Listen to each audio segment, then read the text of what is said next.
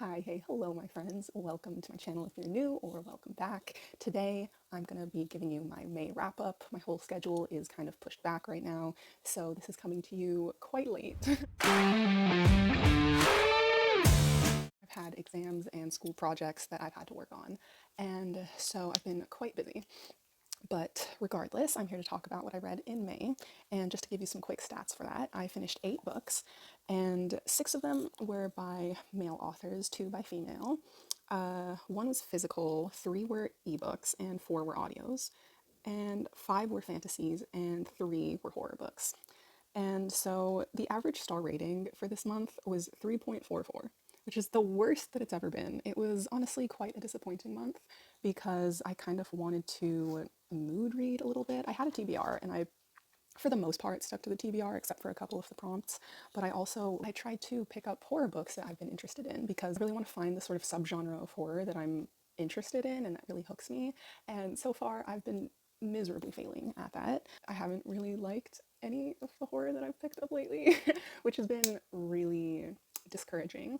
And I really hope that I can find something good. So if you have any recommendations, I mostly like psychological thriller type of stuff and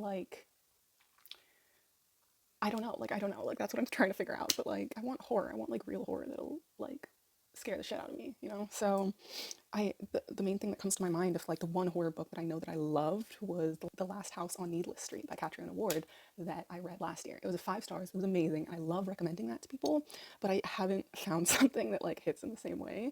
So please drop your recommendations.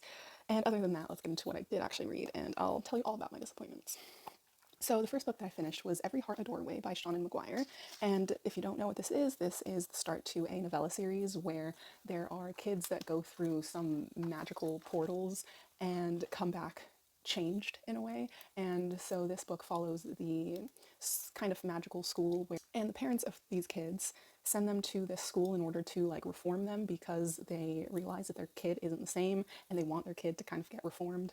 And so this wasn't really focused on the school aspect or any sort of reformation because this school was more so like a community where it fostered a found family sort of aspect because none of these kids wanted to change. They all wanted to go back to the worlds that they had visited because they felt like those were their ideal world and those were places where they actually fit in. Whereas in the real world, they're like the weird kids, they never fit in. And interestingly enough, this was also a murder mystery, which I didn't see that coming. I didn't know that was part of the plot at all, but I thought that was a pleasant surprise. And I'm very intrigued into all of these different characters' backstories, and I liked seeing all of their different personalities and how the worlds that they went to, where they came from, sort of shaped their personalities in a way or shaped the person that they had become. And yeah, I really like the characters. I thought they were all very dynamic and they had like their own personalities, and I really want to continue within the series to learn more about the characters' backstories.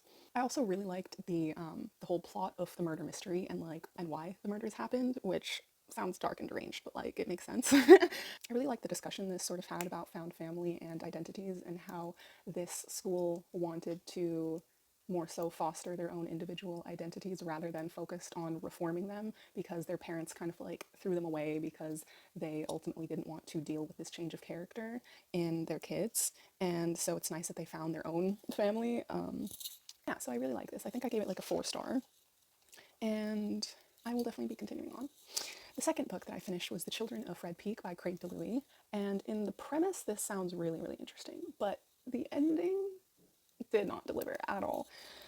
So this is about these survivors of a cult where when they were kids, it's like this group of friends that when they were kids, their parents all moved them to a isolated cult setting, and which really focused on Jesus Christ, and it was like a Christian cult pretty much. And so this kind of follows the story of the kids who were the survivors after one of the characters ends up dying, and her death kind of brings them all back together where they want to go back to the site of the cult to get the answers that they've always wanted. There were 5 kids in the cult, but this only follows 3 of their perspectives, which I don't really like. I mean, within the synopsis, we understand the fact that one of them ends up dying. And so obviously we don't get her perspective, but I genuinely wish that we could have gotten part of her perspective before she died. And then another character that's one of the sisters that was also in the cult, like there was no chapters within her perspective, which I found to be really odd. Like I don't know why the author made that choice, and I think that we could have gained a bit more from her perspective. Also because I felt like I wanted more from this, and I feel like when there were reveals about what happened within the cult and like the horrors that they went through and like how they're all traumatized and how it affected them now, I wanted a lot more like description of that, but I felt like it was kind of not necessarily glossed over, but it was more so mentioned and then moved on in a way. Like especially when it talked about some like the last night of what they saw and what happened to everyone in the cult that left them as the only survivors and how like everyone else died. It wasn't really very satisfying or as horrific as I wanted it to be. Yes, the events were horrific, but the description of it and like the storytelling of it wasn't. I wanted there to be a lot more like horror elements or a bit more paranormal elements at least, but it didn't quite deliver on that, which is why it just like didn't hit as like a good horror book for me. It was kind of just like a lot of it was build up and their life story in a sense where they're all kind of just like talking about how they should go back to Red Peak. But I mean, I think the exploration into the characters' identities was somewhat three dimensional, but at the same time, like, there wasn't much growth or like it didn't go. I don't know, like the characters did feel a little flat to me and as if they only had like one defining personality trait, if that makes sense. Like their defining traits is David is non-confrontational, Angela is a hard ass, Beth is avoidant, and Bean is just emo. and I mean, I appreciate the fact that we did get a lot of their backstory of when they were kids and when they were in the cult. So it really showed us how their relationships with each other were grown. But as we were getting the present day timeline, there there wasn't it didn't really add very much to the story, especially given the ending. Like the ending was not a good payoff because like I don't understand why those decisions were made. It gave nothing. It didn't make sense. It was more so like the story told us rather than showed us what happened, and I just didn't like the ending at all. I thought it was like rushed or unexplained or just like that's it. Like and like why those characters made those decisions in the end was like, are you serious? Like after everything, and that's what you choose? I don't know. I ultimately didn't really like it, unfortunately. So it was like a 3.5 ish. Tentatively. So the next book that I finished was Mapping the Interior by Stephen Graham Jones. And Stephen Graham Jones is an anticipated author for me. I've really been wanting to read his stuff. He's been on my radar for a while as a horror author. So this is a short novella about an Indian family and mostly following the POV of a 12-year-old boy. And his father had died and he has been seeing what he thinks is the ghost of his father, and he thinks he's come back and thinks that he will get some answers from him or get to know him. And he also has a younger brother who is 8 years old. And unfortunately, this also just like didn't give me what I wanted. I thought this was, since this is dealing with a haunting, I thought that there would be a bit more eerie moments, but a lot of things I feel like went over my head, and I don't know if it was mostly because I wasn't picking up on clues, but then I would go back and reread it, and I was like, is this just because it's a 12-year-old and he's an unreliable narrator? Like, I felt like I wasn't understanding what was going on, or I didn't understand if things were, if like the theories that this kid had were actually real, or it was him kind of like justifying things because he was a 12-year-old and so he was trying to make sense of the world with the knowledge that he had, which wasn't much. And so I feel like he was kind of theorizing about what was happening. And so there were parts where I was like, I don't know if this is actually happening or like if this is the real explanation that is being given or if we should believe that. If that makes any sense, I don't know. But again, this didn't really deliver for me. I felt like things went over my head, and the ending was also rather ambiguous in the sense that I don't feel like anything was explained or like, I'm not sure, like for the most part, this just didn't make sense to me. And I found things to be a bit confusing because of a certain like flashback in the ending, or some things that kind of made it feel like a magical realism sort of plot, but it didn't really leave me with any sort of lasting impression other than confusion and like I completely missed the memo. I gave this like a 3 star, but now that I'm thinking about it, it might be like a 2.5 or something. Like I was intrigued to know what was happening with him and his younger brother, and like and how he worked through these revelations of like what was happening, like how he wanted to connect back with his father. And that part was like, it was sad, but nothing really gave me horror. There was kind of eerie descriptions, but then again, like when things happened, it just felt very unreliable, and like I didn't actually recognize like what was going on in the story. So I still would like to pick up other Stephen Graham Jones book. I think maybe like a longer, like a full length novel. I'd like to try instead. There's others that I have on my radar, but if you have a specific suggestion, please let me know, because I do want to enjoy his writing. Next, I read my first ever ARC. I signed up for NetGalley and I requested a bunch of different books, and I didn't know if I would get approved, but for them, because I don't have like a score on NetGalley, but I did get approved for a lot, and so now I have a lot that I have to get through. But I started with a graphic novel first, and this is We Call Them Giants by Kieran Gillen, and this I believe comes out in like November, so it's a while. So I'm not sure if with arcs that means that they're still going through an editing process and that they'll take the feedback, because the feedback from me is that there wasn't much of a plot, or there like I really wish that this expanded on a lot more plot points, because I'm not sure if this is a series or a standalone graphic novel. And I think from the reviews that I saw that this is a standalone. If it is a standalone, then you should have like plenty of space to expand on the story, rather than, if it's a series, then it makes sense that like they're short and then they'll continue on with the story or get more like explanation or whatever. But this was not explained, and as I think you've picked up on the pattern now, I'm not a fan of ambiguity. I can handle some ambiguity. Like for the most part, I want the main things explained. So this is a post-apocalyptic world where this girl wakes up and everyone is gone except for one of the neighboring kids. And I'm not sure how old she is in the story, but let's say she's around like a teenager. And so she sets off with this other teenage girl to kind of roam around the town and see what happened, but it's mostly just a survival story where nothing is explained about the apocalypse and like where everyone went and how everyone died or is disappeared or what. And so it just turns into a survival story, and there are time skips. She's just kind of learning how to survive while there is this other group of survivors that is taking over all of the resources and is hunting people down, and that they are scared of. They don't want to get like caught between the crossfires. And then they end up seeing something in the sky falling down, and they go to investigate, and it turns out to be these giant aliens. And so they want to kind of watch the aliens, see if they are friend or foe. And then, I mean, there's not really much else to it.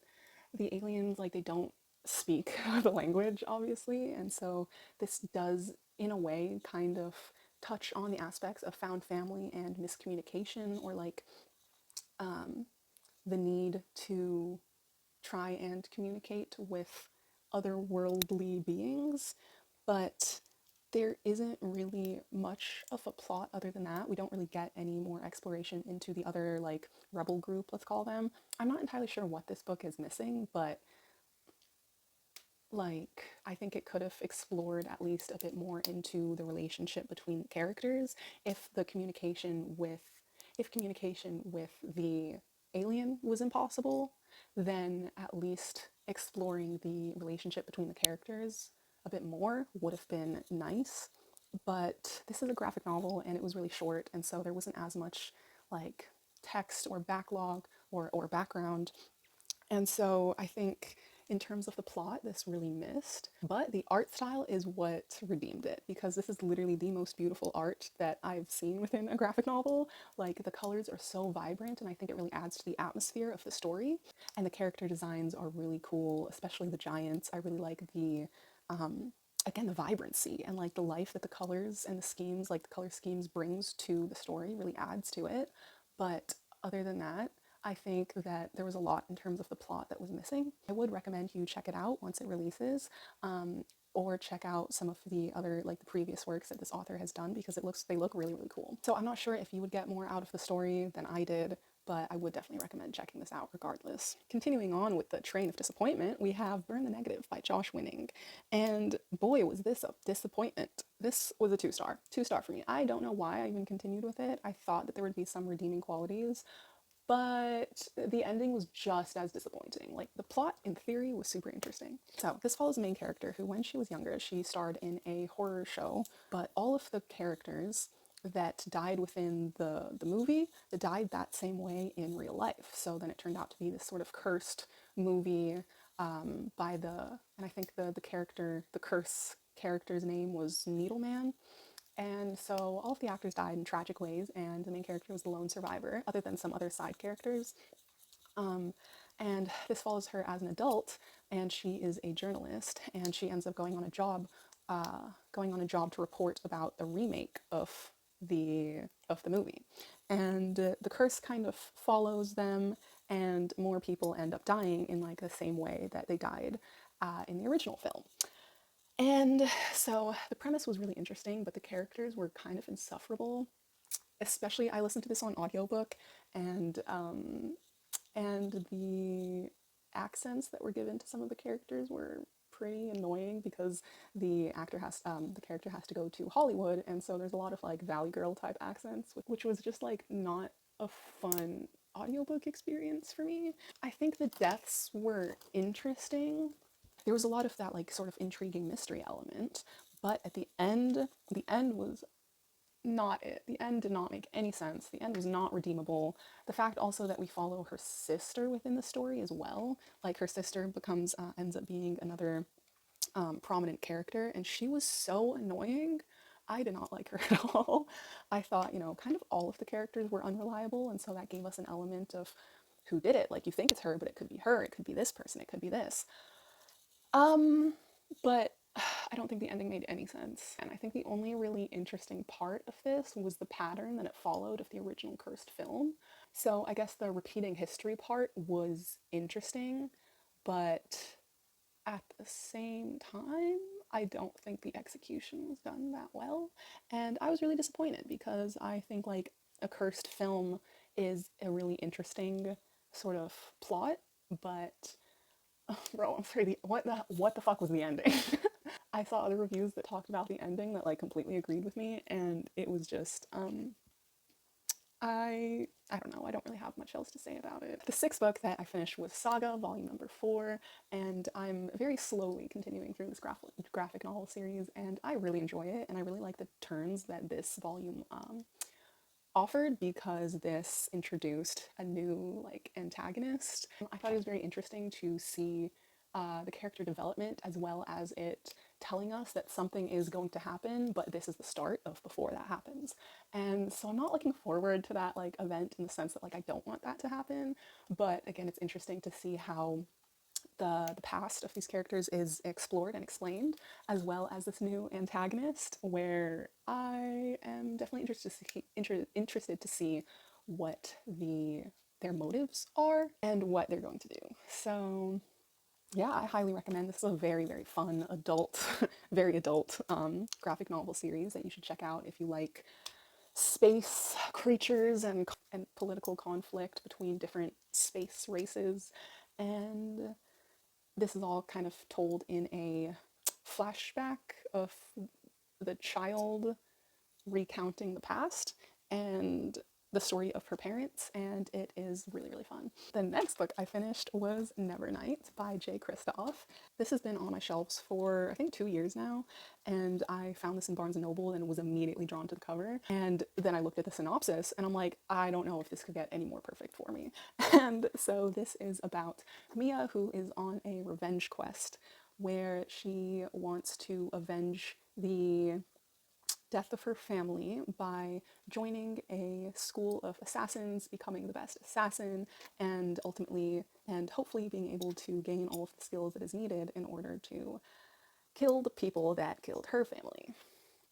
And this goes through, school settings, deadly trials. The school, like the assassin school, is not easy. It is not nice. They are very morally ambiguous in the sense that, you're training to become a deadly assassin. Well, that's kind of a, what's the word? I mean, assassin already implies deadly, but anyways, I absolutely love this book. Yeah, the school doesn't really care how you get to the top, in a sense. There are rules, but it's like you got to be prepared for anything that's going to happen because the process to get to the top is grueling. It is difficult. It is very, very selective. It's not easy. And so this character also has a little cat companion, but the cat is made of shadows. And the characters that we meet in the school are super, super dynamic, as well as her mentor, as well as the teachers. Everyone is so well fleshed out and so individual, and I love seeing how quirky these characters are and their backstories and their motives. And I love Jay Kristoff. This isn't my first Jay Kristoff, but I've only ever read Aurora Rising by him, which is co-written with Amy Kaufman, and that's a YA novel. But this is an adult novel. The main characters are 16, 17, like they're kind of in their late teens, but this is a very adult novel in the sense that there's cursing. There's cursing all throughout the book, and I don't know about you, but I appreciate that. I actually love that. It makes it feel like, I don't know, a lot more real and a lot more dynamic. And this also has a bunch of footnotes where it takes you through like the history of the world, and they are pretty dense. They can get pretty dense. This is a very fleshed out world building where, see, look at that, like that full thing, these are footnotes where it talks about the history of the world, and they're not necessarily things that like you have to remember that are all that important. Some of them are kind of just like fun facts about the history, and some people I know can find that very tedious and disconnects them from the story, but I thought that they were placed really well and that it added to my enjoyment, especially because the voice of the narrator is kind of like cheeky and makes jokes throughout the story and is directly talking to the reader. And I love this. I absolutely love this. I love the characters, I love their dynamics, I love the twists and turns and just the world building and how big of a scope it is, all of their motives, why everyone wants to become an assassin, and all of the trials that they have to go through, all of the different like aspects of the school. Like you learn how to pickpocket, you learn how to attract people so that you can kind of like lure them into a trap, like how to charm people and talk to people. You learn poisons, you learn how to fight. Like this is absolutely amazing. I loved it so much. I loved the flashbacks and like how the main character Mia grew, the flashbacks that we see about her traumatic past and why she is where she is, and the sort of character development that she goes through and sort of like questioning herself as well as like being very determined towards her goal. And it's just so good. I could go on. I could go on. If you would like to talk to me about this book, please let me know because I could go on. I loved it so much. And I would love to pick up the next book so bad because how this ended, yeah, good shit, good shit. Last but not least, the last thing I read in May was Disciples of Chaos by M.K. Lobb. And this was the end to a duology where the first one was Seven Faceless Saints. And I really enjoyed Seven Faceless Saints. I thought it was a nice like dash of romance into a mostly like murder mystery plot. But the direction of this second book was a bit more questionable in the sense that I could kind of see where the plot was going, but the characters really pulled me out of the story this time. And this follows the two characters, Damien and Roz, and where she is a disciple, which means she has some magic power from that comes from a lineage of saints. and she's also a rebel. She doesn't agree with the Empire and their way of ruling because they don't really care about the people that don't have powers, because those who have magic are disciples. They end up working in like the government and they are taken care of, whereas those who don't have powers, they are like automatically conscripted to the war, and they are given really shitty housing and not really treated well at all. Whereas Damien is the son of a general and he went to war and he's come back kind of changed and traumatized.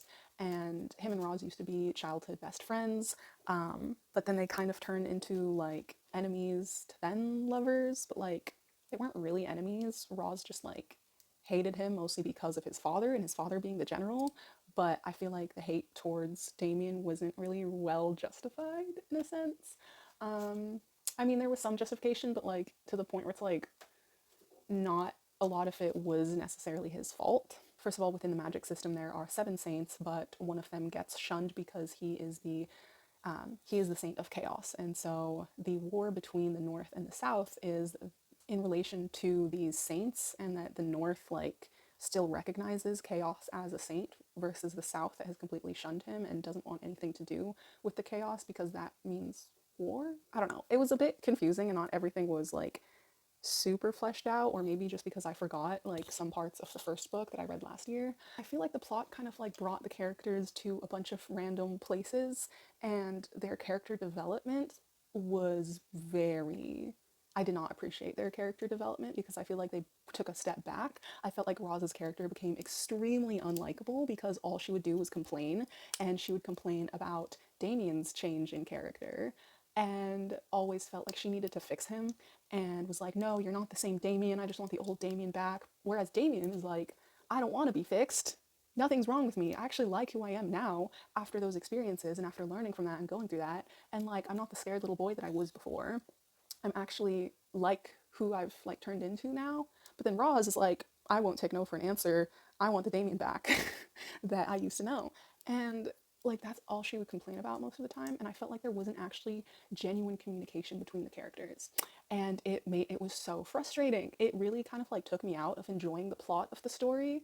I'm definitely not satisfied by the ending because I'm like, at the end of the day, like, what the fuck? Like, you said this and you wanted this, then you turned around and now you want this again. Like, I don't know. I didn't really like the arc of the characters, and the plot was a little bit messy. I'm not gonna lie, it was a little bit messy because they did go through another type of like, not necessarily war, but there definitely was another battle that happened, and the side characters were nice. I like the side characters, and I think I like Damien now more than Roz, but at the end of the day, I just didn't really like where their characters ended up. So it was a 3 star. I like the writing and I really like the world and the magic of the world, but at the end of the day, it was a bit messy and I did not like the characters because I liked them in the beginning.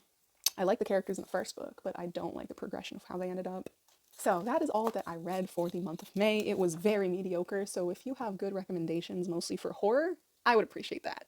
Or something more similar to this, I would appreciate that because this was my book of the month.